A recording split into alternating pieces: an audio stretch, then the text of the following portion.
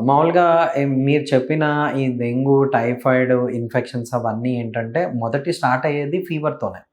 So, ఏ fever అయినా మొదటి రోజు మీరు పారాసెటమాల్ అట్లాంటివి మీకు డోస్ ప్రకారంగా అవి ఇచ్చి ఫీవర్ అన్నది కంట్రోల్ అవుతుంది.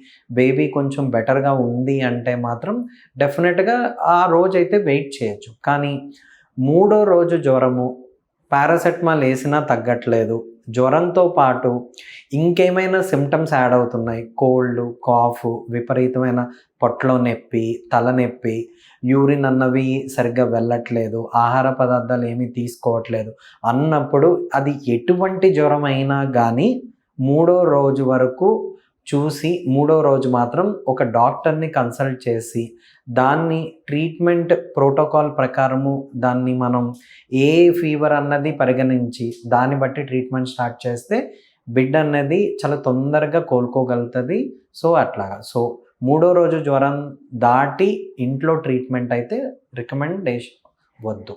మెడ్ ప్లస్ లో అదే మెడిసిన్, అదే క్వాలిటీ, మార్కెటింగ్, డిస్ట్రిబ్యూషన్, ఇంకోటి అంటూ వీళ్ళకి అదనపు ఛార్జీలు ఉండవు. అందువల్లే 50 to 80% డిస్కౌంట్ లో మనకు అందిస్తున్నారు.